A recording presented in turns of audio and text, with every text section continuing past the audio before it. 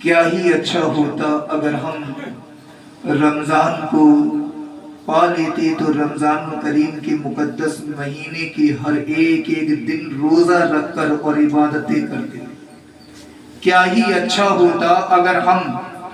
رمضان کا مہینہ اپنی زندگی میں پا لیتے تو ہم رمضان میں اللہ کے کلام سے ہر لمحہ ہر ساتھ گزارتے۔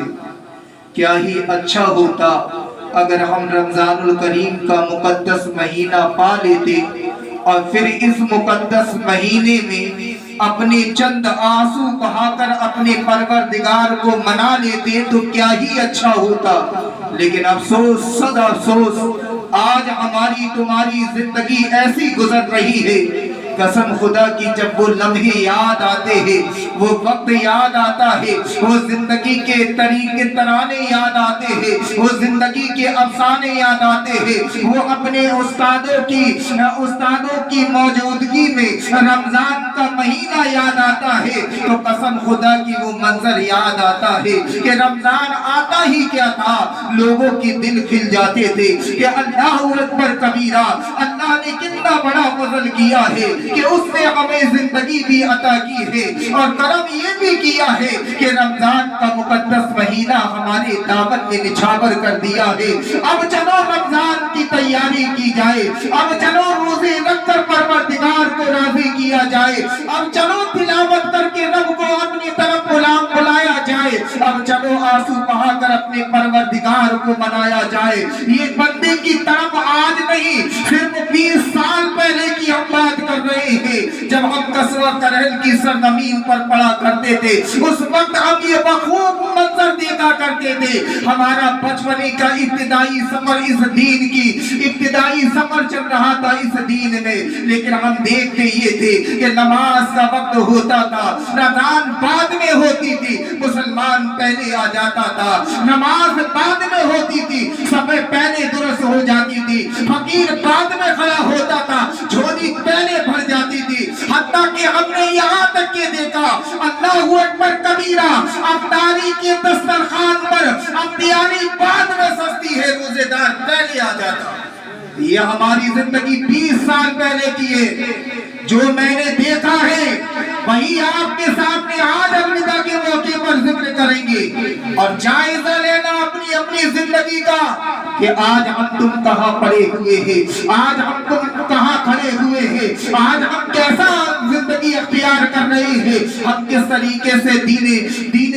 دین کی شمع کو جلا کر چل رہے ہیں۔ میرے پیارے آقا علیہ الصلوۃ والسلام کے پیارے دیوانوں، یہی نہیں ہمارے اپنے جب بڑے ذکر کرتے ہیں تو ان کی محبت کے ترانے بھی سنتے ہیں، ساتھ ہی ساتھ یہ بھی پڑھ لیا کرتے ہیں کہ ان کے دلوں پر کیا گزر رہی ہے۔ کیا میں نے اسی لیے ہی اپنے بچوں کو تعلیم سکھائی تھی، کیا میں نے اپنے بچوں کو اسی لیے حافظ قرآن بنایا تھا کہ ایک مہینے کے یاد میں شبینے کو پکڑ کر حافظ قرآن کو امتی یاد کر کے دور ہٹ جائے اور پھر اس کی عزت اتار دے عید کے بعد میں یا عید کے دن میں۔ کیا میں نے اسی لیے اپنے بچے کو عالم دین بنایا تھا کہ جب جو چاہے چوراہے پہ کھڑے کر مسئلہ پوچھ کر اس کی عزتیں اتاری جائے؟ کیا میں نے اسی لیے پڑھایا تھا جب میں نے اپنے بزرگوں کی صحبت کو اختیار کیا ہے، اپنے استادوں کی محفلوں کو جب ہم نے پایا ہے،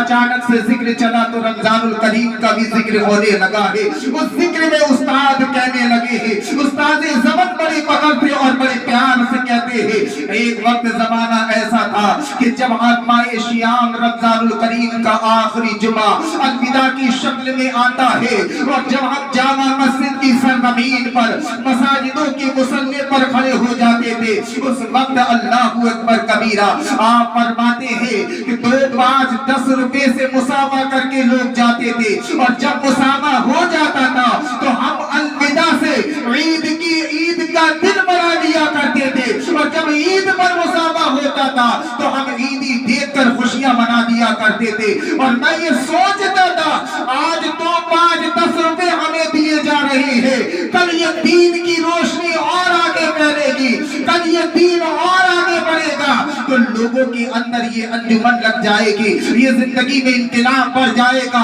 یہی 5 10 روپے 50 اور 100 کی شکل کر اماموں اور عمازوں عالموں کو جو ہے نذرانے دیتی ہوئی نظر یہ قوم آئے گی. لیکن افسوس صد افسوس میں نے دیکھا جو پہلے تھا 5-10 روپے دے کر لوگ مسامہ کرتے تھے, آج 10-5 روپے بھی لوگوں کے پاس نہیں بچے. یہ میں نے اپنے کانوں سے سنا, اپنے بڑوں کی باتیں, بزرگوں کی باتیں میں نے غور کیا. حالانکہ اس پر ذکر ہمارا کرنا نہیں تھا مقصد, لیکن ان 10 سال میں نے یہ ایک چیز کا جائزہ دیا. اگر نہیں بولو گے اے عزیز تو کل تمہاری داستان کوئی نہیں پڑھے گا, کل کوئی اماموں کی عزت نہیں کرے گا, کل کوئی عالموں کی تقریب نہیں جانے گا. اور جب نہیں جانے گا تو پھر یہ دین کی شمع بجھ جائے گی, یہ دین ہمارے پیٹ پیچھے ڈال دیا جائے گا, اس دین سے ہمیں تمہیں غافل کر دیا جائے گا, اس دین کو ہم اپنا جو ہے جاگیر سمجھ کر بیٹھ جائیں گے. اس طریقے سے ہماری تمہاری زندگی ہوگی. اس لیے میرا دل چاہتا ہے کہ آج کے جمعے میں ہر ایک وہ بات بتائی جائے جس سے آپ باخبر ہے, آپ کو علم نہیں ہے. ہمارا اور آپ کی زندگی کے اندر ہمارے عالم دین ہے, ہمارے حفاظ کرام ہے, ہمارے نائب رسول امام ہے, اماموں کی زندگی ایسی قربان ہے. میرے پیارے آقا علیہ الصلوۃ والسلام کے پیارے دیوانوں, آپ ذرا غور کرنا, اللہ اکبر کبیرہ. آج زندگی کا اگر جائزہ لیں,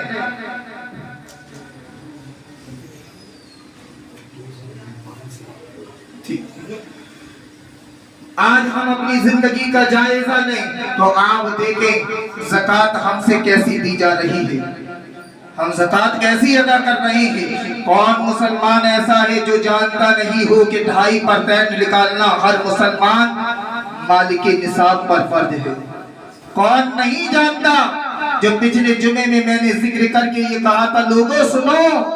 کوئی ایسا گھر اب نہیں بچا ہے